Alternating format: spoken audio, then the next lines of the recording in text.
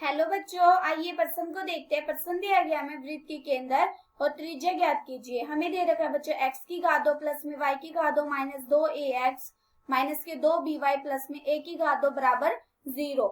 बच्चों इस प्रश्न की जो हमारी मुख्य अवधारणा है वो क्या बनती है? मुख्य अवधारणा।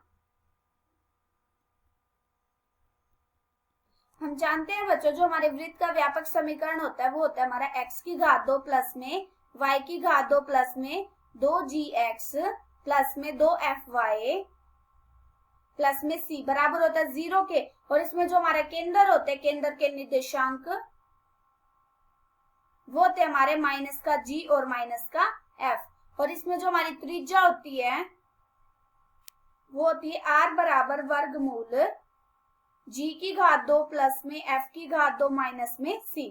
अब ये देखो बच्चों हमें क्या दे रखा है, हमें समीकरण दिया गया है x की घात 2 प्लस में y की घात 2 माइनस में 2ax माइनस के 2by प्लस में a की घात 2 बराबर 0। हमें इसमें केंद्र और त्रिज्या निकालनी है, मतलब हमें केंद्र और त्रिज्या निकालने के लिए किसकी जरूरत है?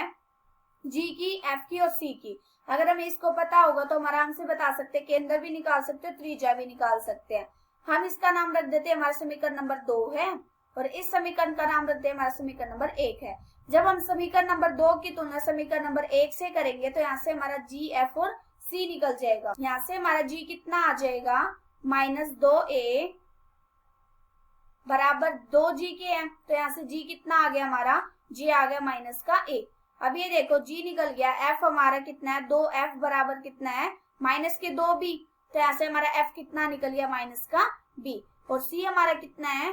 a की घात 2।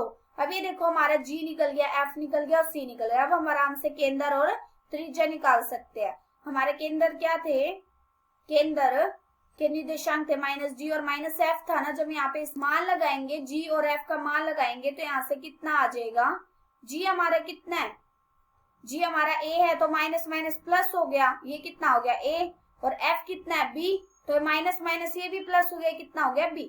केंद्र हमारा क्या निकल गया? a और b। अब हम त्रिज्या निकाल देते हैं। त्रिज्या निकालने के लिए हमारा क्या था? त्रिज्या उसको हमने r से माना था, वर्गमूल क्या था हमारा? g की घात 2 प्लस में f की घात 2 माइनस में c था। अब ये देखो g का मान हमारा कितना निकला था? g हमारा माइनस a और f कितना? माइनस b और c कितना? a की घात 2। जब हम यहाँ पे इसके मान लगाएंगे तो यहाँ से क्या आ जाएगा? ये आ जाएगा माइनस a की घात 2 प्लस में माइनस b की घात 2 माइनस में a की घात 2 है ना, क्योंकि c हमारा कितना है? a की घात 2। अब ये देखो जब हम इसको हल करेंगे यहाँ से क्या आ जाएगा? a की घात 2 प्लस में b की घात 2 माइनस में a की घात 2। अब ये देखो यहाँ से क्या कट गया हमारा? a की घात 2 से a की घात 2 कट गया, यहाँ से कितना आ गया हमारा? क्या आ गया हमारा? वर्गमूल b की घात 2। घात से वर्गमूल कट जाएगा तो यहाँ से कितना आ जाएगा? ये आ जाएगा हमारा b। हमें केंद्र और त्रिज्या ही तो ज्ञात करनी थी और हमारे केंद्र कितना निकले? केंद्र के निर्देशांक a और b और हमारी त्रिज्या कितनी निकल गई? b। आशा करती हूँ कि बच्चों आप सबको समझ आया होगा। धन्यवाद।